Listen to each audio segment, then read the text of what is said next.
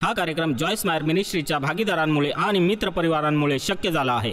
आपल्या कठीण परिस्थितीमध्ये परमेश्वराचा हेतू आपल्या कल्पनेपलीकडचा असतो आणि सध्या तुमच्यापैकी काही कठीण परिस्थितीतून जाताय आणि तुम्हाला त्याचा अर्थ लागत नाहीये, तुम्हाला समजत नाहीये, ते योग्यही वाटत नाहीये। देवावर विश्वास ठेवा,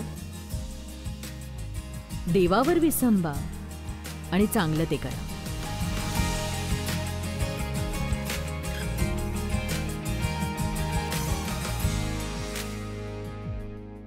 आपण कधीतरी दुःखी होण्याआधीच कसे वागणार आहोत याचा वेळेच्या पुढे जाऊन निर्णय घेऊ शकतो।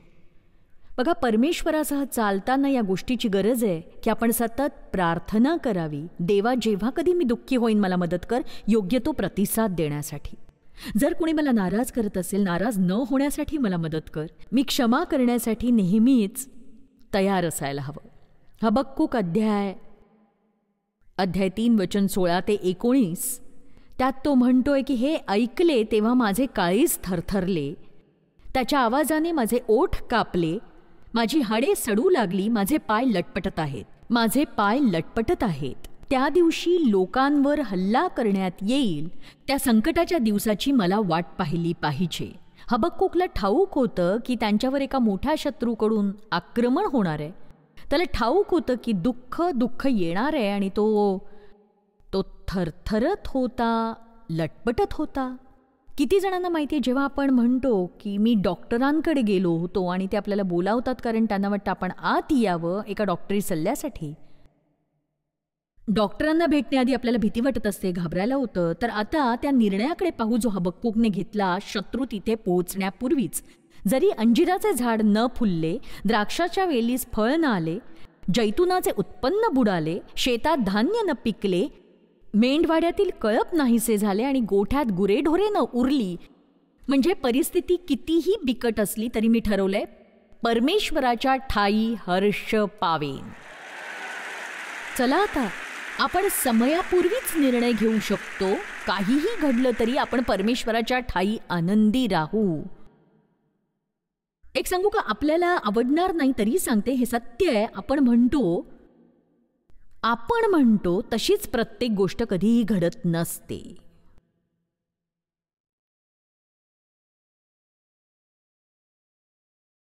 खऱ्या जीवनामध्ये आपलं स्वागत आहे। हा एक चित्रपट नाहीये, हा एक टेलिसोप नाहीये। इथे दुष्ट, स्वार्थी, आत्मकेंद्री लोक आहेत, ते आपला फायदा घेणार आहेत, आपल्याला दुःखी करणार आहेत। तरीही आपण एक गोष्ट निवडू शकतो, ते दुष्ट आहेत म्हणून आपण त्यांचा द्वेष करायची गरज नाही, त्यांच्या बाबतीत दया दाखवू शकतो, आपण सहानुभूती बाळगू शकतो। आणि हेच खरं तर आपण करायची गरज असते। मी माझ्या वडिलांच्या बाबतीत या टप्प्यावर पोहोचले जिथे मला त्यांच्याविषयी खूप वाईट वाटतं, कारण त्यांना कधी जीवन मिळालंच नव्हतं, त्यांना एक चांगली सुरुवात मिळाली नव्हती, त्यांना चांगलं शिक्षण मिळालं नाही। पण याचा अर्थ त्यांनी जे केलं ते योग्य असं नाही, ते योग्य नव्हतेच आणि ते त्यांनाही ठाऊक होतं की ते योग्य नव्हते, पण त्यांचं असं जीवनच नव्हतं। त्यांच्या मरणानंतर त्यांच्या अंत्यक्रियेला जायला कोणी नव्हतं, कुणाला त्यांची काळजी नव्हती, कुणाला हळहळ वाटली नाही। आयुष्याच्या शेवटी त्यांच्याकडे एक गोष्ट होती, ती म्हणजे पश्चाताप। आपलं जीवन नासवून टाकू नका। 90 वर्षांचं झाल्यावर मागे वळून पाहाल आणि पश्चातापाशिवाय काही नसेल तर मागे वळून पाहण्यासाठी काही राखून ठेवा ज्यामुळे आनंदी होऊ आपण। मला तारण देणाऱ्या देवाविषयी मी उल्हास करीन। प्रभू परमेश्वर माझे सामर्थ्य आहे, तो माझे पाय हरणाच्या पायासारखे करतो, तो मला माझ्या उच्च स्थानावरून चालू देतो। आता उच्च स्थान म्हणजे काय हे विस्तारित बायबलमध्ये लिहिलं आहे, आव्हानं आणि जबाबदारी। मला हे परत म्हणायची गरज नाही, समजून घ्या तुम्ही।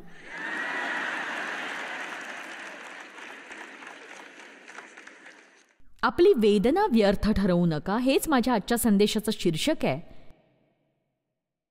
प्रत्येकालाच दुःख होत असतं, प्रत्येकाला निरोगी व्हायचं असतं, पण प्रत्येक जण त्याच वेळी दुसऱ्या कोणाला मदत करायला तयार नसतो। आणि मला वाटतं की यामध्ये प्रत्येकाचा एक हेतू असतो जो आपल्या जीवनासाठी असतो, आणि माझ्या मते परमेश्वर हा नाही जो आपल्याला दुःखी करतो, पण नक्कीच मला असं वाटतं कित्येकदा तो आपल्याला यापूर्वीच सोडवू शकत होता जे त्याने तेव्हा न करता नंतर केलं। किती जणांना वाटतं देव करू शकत होता काहीतरी, पण त्यांनी ते केलं नाही. आणि हे बऱ्याचदा खूप गोंधळाचं असतं. आपण म्हणतो, देवा तू माझी सुटका करू शकत होतास, तर वर्षभर मला सहन का करायला लावलंस, आधीच का नाही केलंस? कारण प्रामाणिकपणे सांगते, आपण केवळ बालक आहोत. कित्येकदा आपण आपल्या मुलांनाही दुःखी करतो, कारण त्यांनी जी चूक केलेली असते ती त्यांच्या लक्षात यावी म्हणूनच. का? कारण आपण त्यांच्यावर प्रेम करतो आणि आपल्याला वाटतं त्यांनी शिकावं आणि पुन्हा असं वागू नये म्हणून. आमेन. तर मग मी जर स्वतःला एखाद्या घोटाळ्यामध्ये अडकवलेलं असेल, असमंजसपणामुळे, चुकीच्या निवडीने किंवा अवज्ञेमुळे, कारण काही असो, बऱ्याचदा परमेश्वर काय करतो, तर ही वेळ अशी पुन्हा येऊ नये आणि त्यातून माझी पटकन सुटका व्हावी आणि एक चांगला धडा मी शिकावा. कारण अशा परिस्थितीतून जाताना आपण नेहमीच अनुभव घेतो. आणि आज मी तुम्हाला सांगू इच्छिते की परमेश्वर अशा लोकांचा आपल्या राज्यात काम करण्यासाठी शोध घेत असतो आणि त्याला हवे असतात अनुभवी लोक. आमेन. आपल्याकडे कॉलेजच्या 5 पदव्या असतील, पण ज्यांच्याकडे 5 किंवा 10 वर्षांचा अनुभव आहे आणि पदवी नाहीये, तरी ते आपल्यापेक्षा पुढे आहेत हे नक्कीच.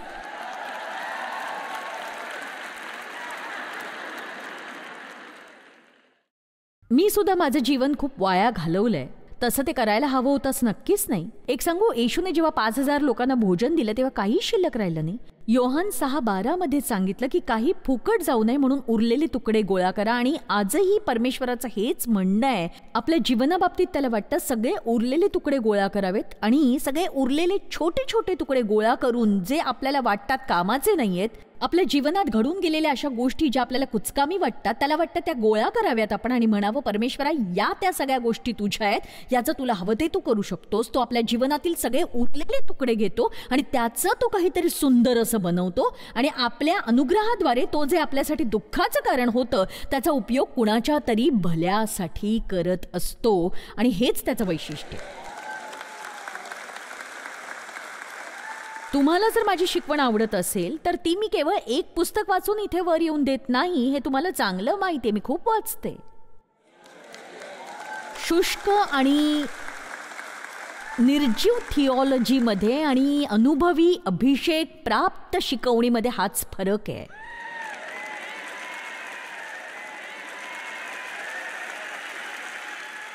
नाही, मी हे परत एकदा सांगते. शुष्क आणि निर्जीव थिओलॉजीमध्ये आणि अनुभवी अभिषेक प्राप्त शिकवणीत हाच फरक आहे जो आपलं जीवन बदलून टाकतो ते ऐकल्यानंतर. म्हणून 2 व्यक्ती तुम्हाला एकाच संदेशाची शिकवण देतील, पण त्यापैकी एकाने तो संदेश पुस्तकांमधनं घेतला असेल, ज्याने कदाचित तुम्हाला डुलकी येईल, पण आपण तोच संदेश ऐकू, तेच शब्द कुणा दुसऱ्या व्यक्तीकडून जी तशी जगलेली असेल, त्यातून गेली असेल आणि ती व्यक्ती उत्साहाने भरलेली असेल, तर तोच संदेश आपलं जीवन बदलवून टाकतो. एक सांगू, मी अशा बाबतीत शिकवण द्यायचा प्रयत्न नाही करत ज्याविषयी मला काहीच ठाऊक नसतं. नुकतंच कोणी मला म्हणालं, तुम्ही प्रकटीकरणावर एक शृंखला करा ना. मी म्हटलं, नाही, मी असं नाही करता कामा. नक्कीच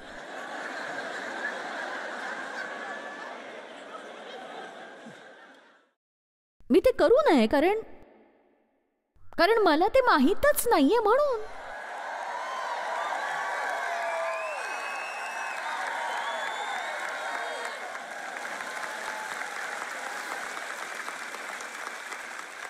आणि बघा, ते महत्वाचं आहे. आणि मी प्रकटीकरण वाचत असते, कारण बायबलमध्ये लिहिलंय असं केल्याने आपण धन्य होतो. पण वेगवेगळी मतं आहेत शेवटच्या काळाविषयीची. आणि मी एक सांगू, माझा सिद्धांत काय, कोणत्याही वेळी जाण्यासाठी मी तयार असायला हवं.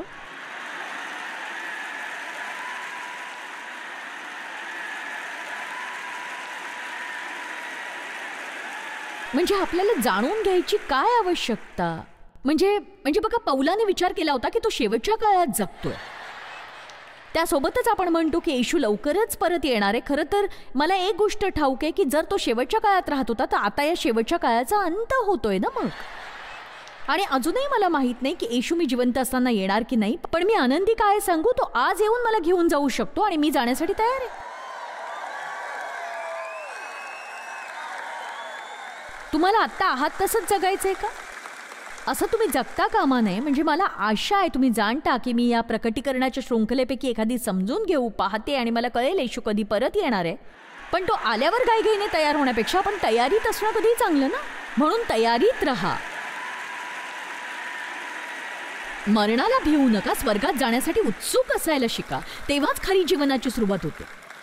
आणि येशू लवकरच परत येणार आहे. ही गोंधळ पसरवण्याची वेळ नाहीये. आणि जे देव तुम्हाला करायला सांगतोय ते तुम्ही करत नसाल आणि आपण क्षमा करूया त्या व्यक्तींना ज्यांनी कधीतरी आपल्याला दुखावलंय. आणि आपण एक निर्णय घेऊया की जे लोक मला दुःखी करतात त्यांच्या बाबतीत मी राग मनात धरणार नाही, कारण त्यांना माहीत नसतं की ते काय वागतायत. मी तेच करीन जे देवाने मला करायला सांगितलंय. मी त्यांच्यासाठी प्रार्थना करीन, कारण त्यांनी नरकात जाऊ नये असं मला वाटतं. त्यांचं तारण व्हावं आणि मला वाटतं त्यांना चांगलं जीवन मिळावं. आणि आपण जेव्हा असं वागू लागतो तेव्हा सैतान आपल्या मार्गातून दूर होतो, कारण तो आपल्या आयुष्यावर ताबाच ठेवू शकत नाही.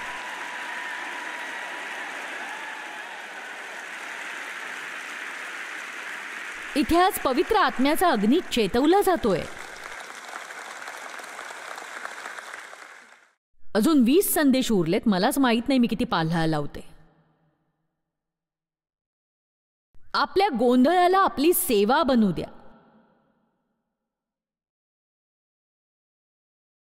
एक सांगू, मी त्या दिवशी एका मुलीशी बोलत होते आणि तिने जो विचार केला की घडेल असं, त्यापेक्षा तिचं जीवन वेगळंच घडलं. मला आठवतं तिचं लग्न होण्यापूर्वी असं वाटत होतं ती एक चांगली शिकवण देणारी होऊ शकेल. आणि काही काळासाठी तिने आमच्या तुरुंग सेवा कार्यात काम केलं होतं. आणि नंतर तिचं लग्न झालं, तिला एक मुलगी झाली. आणि दुःखाची गोष्ट ही की ती ऑटिस्टिक होती आणि अपंगसुद्धा. आणि तिची परिस्थिती खूप कठीण होती. तिला एक छोटा मुलगा होता आणि त्याने सांगितलं तोही ऑटिस्टिक आहे. आणि ती त्याच्या विरोधात उभी राहिली, म्हणाली नाही, तो तसा नाही. आणि शेवटी तो बरा झाला. पण तिचं आयुष्य तिने विचार केला होता तसं नाही गेलं. कटुता आणि नाराजी तिच्या वाट्याला आली. पण तिने एक सेवा सुरू केली आहे. तिचा प्रयत्न आहे की जितक्या चर्चेसोबत काम करता येईल त्यांच्यासाठी एक खास कार्यक्रम ठेवावा. एक हॉल असेल, स्वयंसेवक असतील जे या गरजू मुलांची देखभाल करतील. म्हणजे आईवडिलांना आठवड्यातून 1 दिवस मिळेल चर्चमध्ये एकत्र बसण्यासाठी. आणि तिने हे केलंय. कारण असं आहे ना की जेव्हा आपण, म्हणजे जसं मला नाही माहीत ते काय आहे, कारण मी कधी त्याचा सामना केला नाही. पण ती करते. आणि आपण जेव्हा काहीतरी वाईट घेतो आणि ते चांगल्यात बदलण्याचा प्रयत्न करतो तेव्हा ते आपल्यासाठी खूप त्रासदायक असतं. म्हणजे असं नाही की आत्ताचे हे दिवसही कठीण नाही आहेत. पण मला हे ठाऊक आहे की माझ्या बाबतीत जे घडलं त्याचा उपयोग होतो इतरांच्यासाठी. कारण मी पाहिलंय परमेश्वर आपल्या जीवनात काय करू शकतो जर त्याच्या पद्धतीने आपण गेलो तर.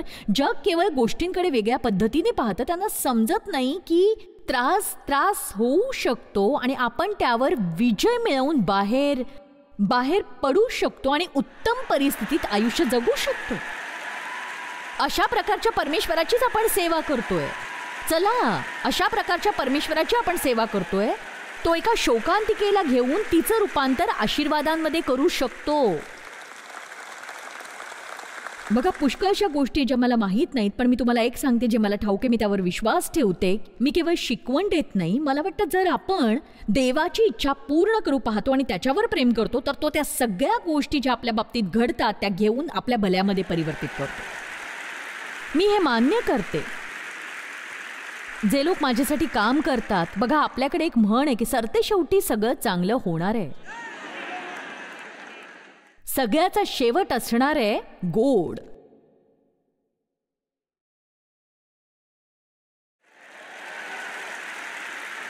चला आता, हा काळ ज्यातून तुम्ही जाताय, जर आपण परमेश्वराच्या पद्धतीने गेलो तर त्याचा शेवट गोडच असणार आहे. मी आज्ञा न मानणाऱ्यांना कुठलंही वचन देत नाही. पण आपण जर तयार आहोत देवावर प्रीती करण्यास आणि तो जे सांगतो ते करण्यासाठी, तर मग या आठवड्यात बोलूया अधिक चांगलं होण्याविषयी, कटू होण्याविषयी नाही, नाराज होण्याविषयी नाही, तर सगळा भूतकाळाचा कचरा आपल्यामधून काढून फेकून द्या आणि यासाठी सबब शोधू नका. तुम्हाला माहित नाही त्याने माझ्या बाबतीत काय केलं, तुम्हाला माहित नाहीये किती कठीण आहे, मला माहिती आहे किती कठीण आहे. परमेश्वर आपला अभिषेक सोपं कार्य करण्यासाठी करत नाही. आपल्या जीवनात पवित्र आत्म्याचं सामर्थ्य आहे, कारण आपण ते करू शकतो आणि म्हणूनच आपण ते सगळं काही करू शकतो जे परमेश्वर आपल्याला करायला सांगतो, कारण असं करायला तो आपली मदत करतो. आपण क्षमा करू शकतो. 2 कोरिंथ अध्याय 1 वचन 3 आणि 4 ऐका. आपल्या प्रभू येशू ख्रिस्ताचा देव व पिता, जो करुणाकर पिता व सर्व सांत्वनदाता देव, तो धन्यवादित असो, जो करुणेचा पिता आणि सर्व प्रकारच्या शांतीचा परमेश्वर आहे. आता वचन 4 बघूया जरा. तो आमच्यावरील सर्व संकटात आमचे सांत्वन करतो, असे की ज्या सांत्वनाने आम्हाला स्वतः देवाकडून सांत्वन मिळते, त्या सांत्वनाने आम्ही जे कोणी कोणत्याही संकटात आहेत त्यांचे सांत्वन करण्यास समर्थ व्हावे. तर तो इथे काय सांगतोय? तो म्हणतोय ठीक आहे, जेव्हा आपण संकटात असतो तेव्हा आपल्याकडे सुखदायी परमेश्वर असतो, तो दया आणि शांतीचा परमेश्वर येऊन आपल्याला सांत्वन देतो आणि त्याला वाटतं आपल्याला चांगलं वाटावं. पण त्याचा एक हेतू हाही आहे की तो आपल्याला सुखशांती देऊ इच्छितो. त्याला वाटतं आपण दुःखी आहोत तर तो आपलं सांत्वन करू पाहतो आणि आता त्याला असं वाटतं की आपण जाऊन दुसऱ्या कुणाला मदत करावी. आणि त्याची ही अपेक्षा आहे, कारण आपण ते पाहण्याचा अनुभव घेतलाय की परमेश्वर काय पाहतोय आणि आता तर आपल्याला लायसन्स मिळालंय आणि आपण त्या अनुभवाने सिद्ध झालो आहोत की दुसऱ्या कुणाला जाऊन सांगावं की परमेश्वर यामध्ये सांत्वना देऊ शकतो, तो आपल्याला यातून बाहेर काढू शकतो आणि ते आपला विश्वास करतील. यासाठी नाही की आपण त्यांना भरोसा देतोय, पण यासाठी की आपल्या जीवनावर एक अभिषेक आहे आणि म्हणून त्या परिस्थितीतून आपण गेलोय. म्हणून जेव्हा आपण एखाद्या परिस्थितीतून बाहेर येतो आणि आपण बाहेर येतो तो एक अभिषेक घेऊन. ती स्त्री जिने येशूच्या पायांना अभिषेक केला होता, तिला ती कुपी फोडावी लागली. अभिषेकाचं तेल बाहेर काढण्यासाठी काहीतरी फुटणं आवश्यक आहे. आपण जर अध्ययन केलं तिला अभिषेकाचं तेल कसं मिळालं, ते बियांपासून आलं होतं ज्या फोडल्या गेल्या होत्या तेल काढण्यासाठी. आणि कित्येकदा आपल्या शरीराला सुद्धा तुटावं लागतं जेणेकरून चांगल्या गोष्टी बाहेर येतील ज्या आपल्या आत असतात, ज्यामुळे लोकांना मदत होऊ शकते. आमीन. किती वेळा आपण सगळ्यांनी परमेश्वराला सांगितले हा तर मला मारून टाकी, आणि शेवटी एके दिवशी मला समजलं काय ते ठाऊके, हे सत्य. ते खरोखरच मला मारत होते यासाठी की ख्रिस्त माझ्याद्वारे जगावा. तुम्ही माझं ऐकलत का? हो, मी हे नाही सहन करू शकत. हो, तुम्ही करू शकता, कारण तसं नसतं तर तुम्ही त्यातून गेला नसतात. ठीक आहे, परमेश्वर आपल्याला सांत्वना देतो आणि तो आपल्याकडनं अपेक्षा करतो की आपण दुसऱ्या कुणाला ती सांत्वना द्यावी. आपण फक्त निरोगी राहावं म्हणून देव आपल्याला आरोग्य देत नाही, त्यामागे एक हेतू पण आहे. आपल्यासाठी जर कुठला हेतू नसता तर आपण आधीच इथून बाहेर स्वर्गामधल्या एखाद्या हवेलीत असतो. मला फरक पडत नाही आपण किती तरुण किंवा वृद्ध आहात. परमेश्वराकडे तुमच्यासाठी एक हेतू आहे, तो तुमचा तुम्ही शोधायला हवा. तुम्ही केवळ शिकवण देणाऱ्यावर अवलंबून राहू नका की तो तुम्हाला ते सांगेल, तर तुम्ही शोधा, कारण देवालाही तेच वाटतं की आपण ते शोधून त्यामध्ये व्यस्त असावं. कदाचित ही एक प्लॅटफॉर्म मिनिस्ट्री नसावी आणि देवाकडे ते न होण्यासाठी प्रार्थना करावी. एक सांगू तुम्हाला, आपल्यापैकी प्रत्येक जण कुणाला ना कुणाला मदत करू शकतो. आपल्यापैकी प्रत्येक जण कुणाच्या तरी चेहऱ्यावर हास्य फुलवू शकतो, कुणाचं तरी जीवन सुंदर करू शकतो. आणि जेव्हा आपण असं करतो तेव्हा आपण खूप आनंदी होतो. आपल्या कठीण परिस्थितीमध्ये परमेश्वराचा हेतू आपल्या कल्पनेपलीकडचा असतो. आणि सध्या तुमच्यापैकी काही कठीण परिस्थितीतून जाताय आणि तुम्हाला त्याचा अर्थ लागत नाहीये, तुम्हाला समजत नाहीये, ते योग्यही वाटत नाहीये. देवावर विश्वास ठेवा, देवावर विसंबा आणि चांगलं ते करा.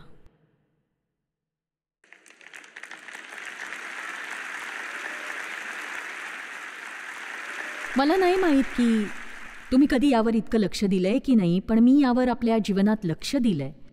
माझी जर एखादी गंभीर समस्या असेल आणि मी काहीच करू शकत नसेन, तिथे अशी कोणतीही पद्धत नव्हती की ती समस्या मीच सोडवू शकेन. पण जेव्हा मी माझी समस्या सोडवू शकत नाही, देव माझा वापर करून दुसऱ्यांच्या समस्या सोडवू पाहत होता. हे थोडंसं राग आणणारं होतं की देवा, मी स्वतःला मदत करू शकत नाही आणि ती दुसऱ्यांना होती माझ्यामुळे. खरं तर हे खूप सरळ आहे. परमेश्वराला वाटत नाही की आपण स्वतःला मदत करावी, त्याला वाटतं आपण एकमेकांना मदत करावी. आमेन. ही अशी पद्धत आहे ज्याद्वारे कार्य होतं. जेव्हा मी पुढे जाऊन तुम्हाला मदत करते, परमेश्वर पुढे होऊन मला मदत करतो. पण जर मी स्वतःला मदत केली आणि माझ्याकडे तुमच्यासाठी वेळ नसेल, तर माझं काय होतं, माझा वेळ वाया जातो आणि मला मदत मिळत नाही. समजतंय का तुम्हाला काही? तेव्हा जर तुम्हाला काही समस्या, तर स्वतः ती सोडवण्याचा प्रयत्न बंद करा. परमेश्वर जे सांगतोय ते आपण करावं. इतर कुणासाठी आपण आशीर्वादित व्हावं. आपण जर खरंच ख्रिस्तींसारखे वागू लागलो ना, तर मग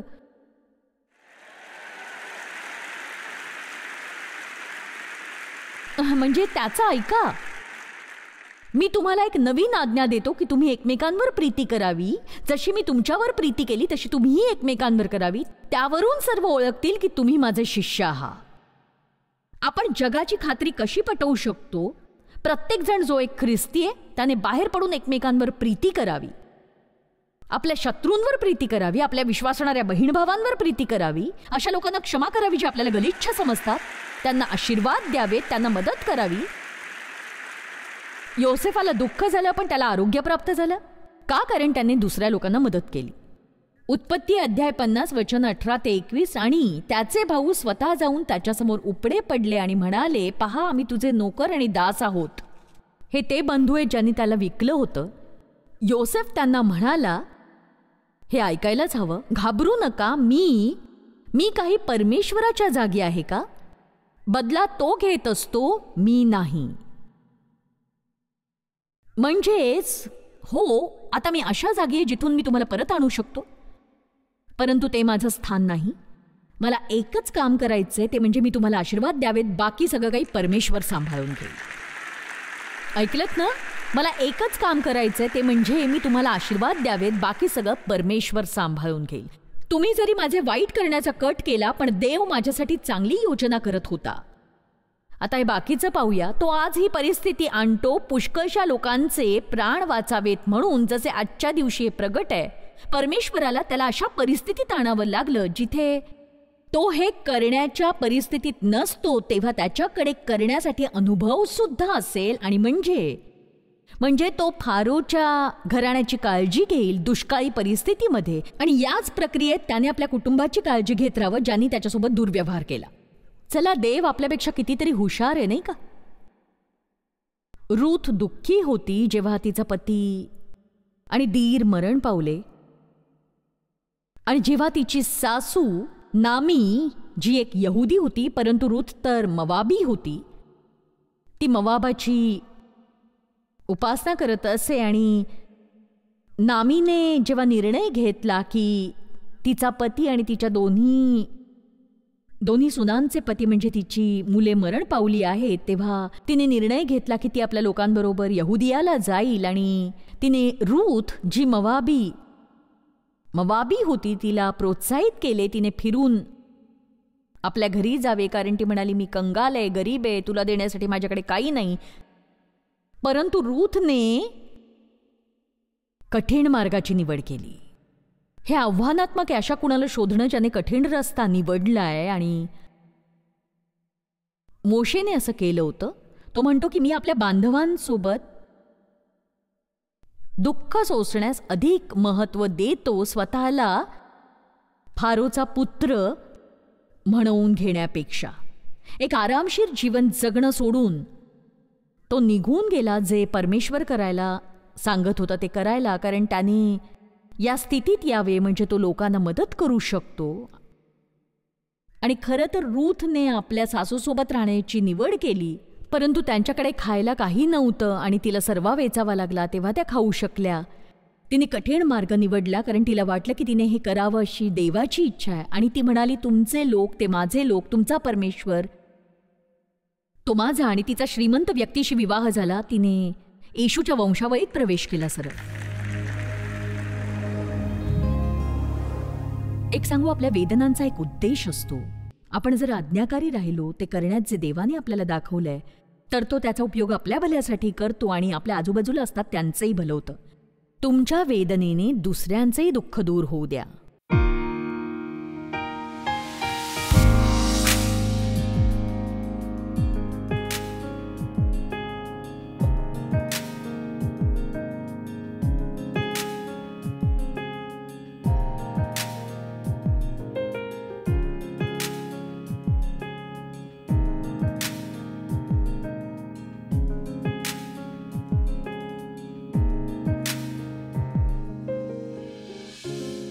हा कार्यक्रम जॉयस मायर मिनिस्ट्रीच्या भागीदारांमुळे आणि मित्रपरिवारांमुळे शक्य झाला आहे.